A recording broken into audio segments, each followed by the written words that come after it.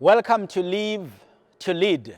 I'm your host, Dr. John Tibane, and this is with compliments from Bishop Ending Klapo, the founder and the visionary of God Never Fails Revival Church. And this GNF, God Never Fails Television, is a subsidiary of God Never Fails Revival Church, and we are honored to be part of this ministry and also especially to have this platform for us to come together every Thursday this time to encourage one another to live lives of influence and impact. We call the program Live to Lead because we are fully persuaded that as long as you are alive, you are being given an opportunity and a chance to lead people. And by leadership, we don't mean positions and titles, but what we mean is you are influencing lives. You are impacting lives.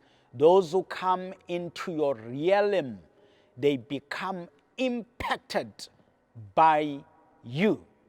And this program is designed to help you to do just that. And today, we are going to be talking about high performance leadership. High performance leadership. In your life of influence and impact, one critical thing is you being fruitful in what you do, because that's how you impact people, or one of the ways in which you impact the lives of people. In the book of John, chapter 15, verse 8, Jesus Christ talks to his disciples and he says, "By this my Father is glorified." And I hope you'll put the scripture on the screen. "By this my Father is glorified, that you bear much fruit. So you will be my disciples." Let's read it again. John chapter 15, verse 8. "By this my Father is glorified, that you bear much fruit." In other words, there is something by which God is glorified. And what is that? Bearing much fruit. In other versions it says, "In this my Father is glorified," which means outside of it, he is not glorified. So what is this thing in which God is glorified? That we bear much fruit. And then it goes on to say, "So you will be my disciples," which means it's also a qualifier. Bearing much fruit makes you the follower of Christ. Bearing much fruit makes you a disciple. Bearing much fruit makes you qualified to be the disciple according to Jesus Christ. So I want to challenge you as well today that bearing much fruit should characterize you as a leader. If you want to impact people's lives, if you want to make a difference in your generation, if you want to make this world a better world, bearing much fruit should characterize you. And that is why today we're talking about high performance leadership. High performance leadership. If you look at the title, high performance leadership, what that means is it is a kind of leadership that ensures that the people you are leading or the organization that you are leading performs greatly. It produces much fruit. It performs better. That is why we're talking high performance leadership. The kind of leadership that is obsessed with high performance. The kind of leadership that is obsessed with high performance, which means you are the kind of a leader that is serious about your organization performing, not underperforming, but high performing, that performs greatly. In other words, the organization that bears much fruit. You are the kind of leader who is really concerned about your followers bearing much fruit. You are the kind of a leader who is concerned and obsessed with your organization bearing much fruit, high performance, not poor performance, but high performance. But for this to happen, it means that you need to cultivate or create a culture of high performance. So high performance leadership is linked to high performance culture. High performance leadership cultivates a high performance culture. And culture is defined as the way people do things around here, or the way things are done around here. That's what organizational culture is. Organizational culture is the way people do things, or the way things are done. So really it has to do with behaviors, the way people behave, the way people do things. Now you as a leader, you are supposed to influence the way people do things. In other words, you must influence the way people behave. Now there are 4 kinds of behaviors. There are behaviors that produce results. There are behaviors that enrich relationships. There are behaviors that optimize resources. And there are behaviors that build reputation. So I'm going to talk briefly to help you understand this on what I call the 4R test. In other words, you need to put your behaviors to test. And we call this the 4R test. And all you do, you simply ask a question about your behaviors. Will these behaviors produce results? That's the first R. Will these behaviors enrich relationships? That's the second R. Will these behaviors optimize resources? That's your third R. Will these behaviors build reputation? That's your fourth R. That's how it works. So before you embark on any behavior, you ask this question. And when you lead your people, you lead them and influence them to behave in certain ways. They must behave in a way that will produce results. They must behave in a way that will enrich relationships. They must behave in a way that will optimize resources, and they must behave in a way that will build reputation. So the 4R test is critical in the sense that before you behave as a leader and as you influence your people to behave, you check your behavior and you check the behaviors of your people and subject those behaviors to the 4R test. It's as simple as that. Now, as we have seen, there are 4 R's there, and there are 4 questions there. There must be a yes answer to at least one of the 4 questions. If there is no yes answer to any of the 4 questions, it will be very foolish for you to be involved in that behavior. It will be very foolish for you as a leader to influence your people to behave or to be engaged in a behavior that does not do any of the 4 things. It has always been said that the worst form of wasting time is to do well that which you ought not to do. Let me say that again. The worst form of wasting time is to do well that which you ought not to do. The 4R test makes sure that you only do what you ought to do. So what is it that you ought to do? And what is it that your followers ought to do? They ought to do things that will either produce results or enrich relationships or optimize resources or build reputation.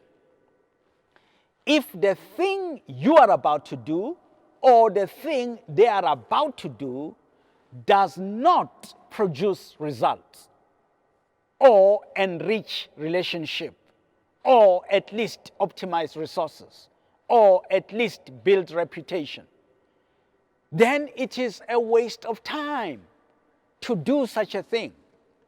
Then it is unwise to do such a thing.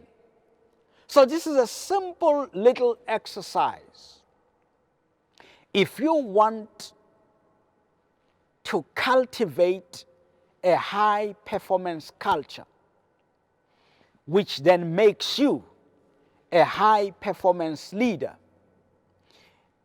and we understand what is organizational culture. Organizational culture is the way people do things. Organizational culture is the way people behave in an organization.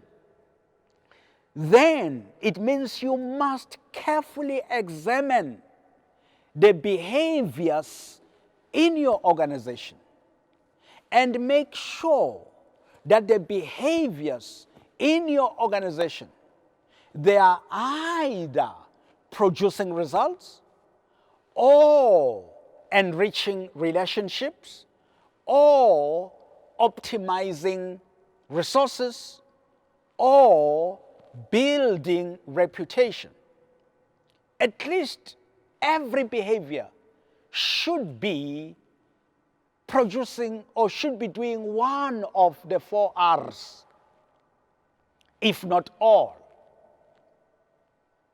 If it's not all the 4, at least the 3. If not 3, at least 2. If not 2, at least 1. It can be that the behavior or the action is not doing any of the 4. Because if it's not doing any of the 4, why are people engaged in such behavior? Especially because every action or every behavior costs money. It costs money to attend a meeting. It costs money to make a telephone call. It costs money it may not even be money. It could be energy. It costs energy. It costs you effort to do something. So why do something that costs you something, but it does not produce anything? It doesn't benefit you with anything. So a high performance leader is a leader who carefully examines what behaviors are predominant in my organization. Because if the behaviors cost you money, but they do not produce results, for example, then you are spending without income. People are making telephone calls that do not bring in results, that do not enrich relationships, that do not build our reputation, that do not optimize our resources. So we are spending either money or energy and effort on the actions, on the activities, on the behaviors, but there is no income. Then it means we are getting poorer and poorer and poorer. Because if expense is greater than income, then bankruptcy is guaranteed. And therefore we are not performing. Even though we are busy, but we are not performing. Even though we are active, but we are not performing. We are behaving, but our behaviors do not give us anything back. Therefore we are not performing.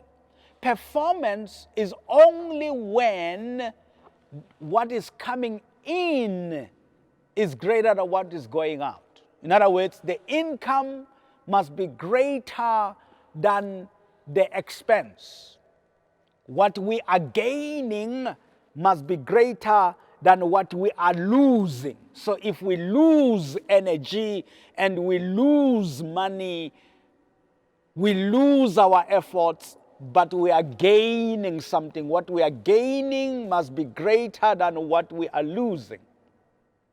Meaning, what is going out should be less than what is coming in. That's a high performance organization. It's very easy to be a high performance leader.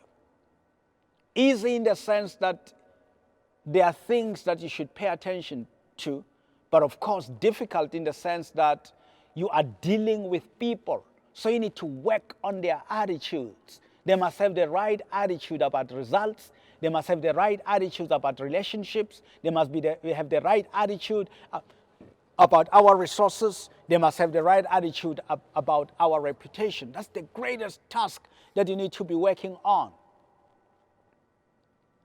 So let's summarize this. God is glorified when we bear much fruit. God is glorified when there is high performance. High performance is a result of high performance culture. High performance culture does not cultivate itself. It needs a leader to cultivate that culture. And that kind of a leader is called a high performance culture, a high performance leader. But culture is a set of behaviors. A high performance culture, therefore, it's a culture made up of high performance behaviors. What are high performance behaviors? Are behaviors that produce results, behaviors that enrich relationships, behaviors that optimize resources, and behaviors that build reputation.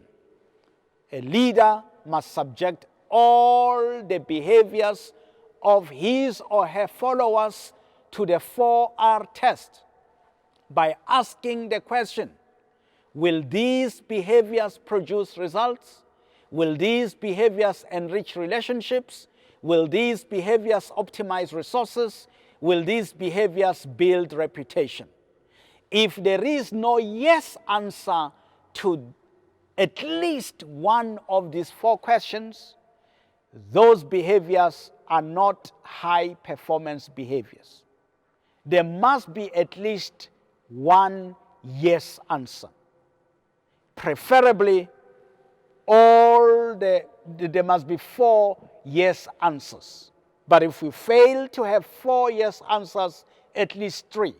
If we fail to have 3, at least 2.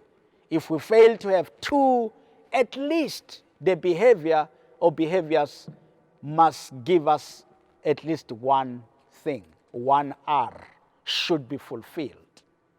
If you do that, I guarantee you as a person, you'll be a person of high performance, and you as a leader, you will have an organization that is characterized by high performance. In this and by this, God is glorified. And when you do this, you qualify yourself to be a good follower of the ultimate leader, Jesus Christ. I wish you well in your personal leadership and in your organizational leadership, that you will be a high performance leader. Thank you for joining us today. We appreciate your support in every way. Every Thursday, please do join us as an individual or together with your followers or together with your leadership team or management team. Watch this program together and thereafter have some conversations. And please do communicate with us if you want to. The details are also on the screen. But we need more of your support.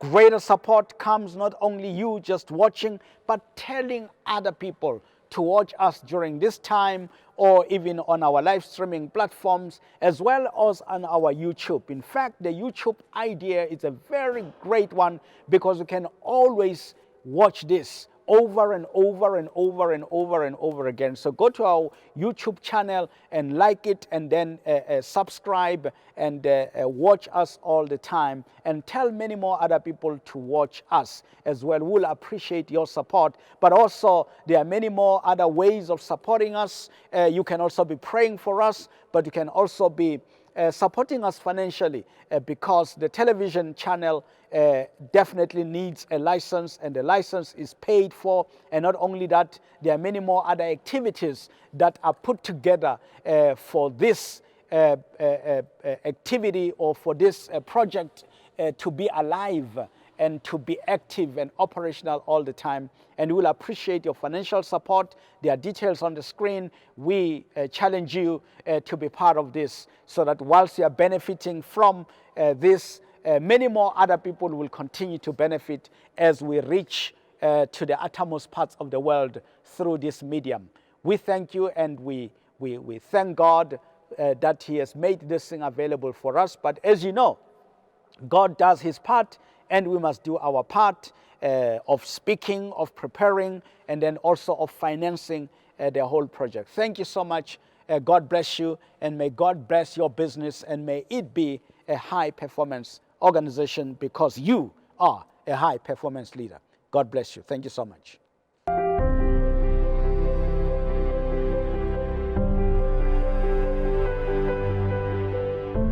The Word became flesh, and the Word dwelled among us. But the world did not recognize Him. And the Bible says He came to His own, and His own received Him not. But all those who received Him, He gave them power. He gave them power. Shout power! Our God can do anything, can do everything. But there is one thing that God cannot do. God cannot praise Himself. God cannot praise Himself. That is why God created me and you for one reason: to praise Him. The gospel of Jesus is the gospel of power. For the preaching of the cross to them that perish is foolishness, but to us which are saved is the power of God.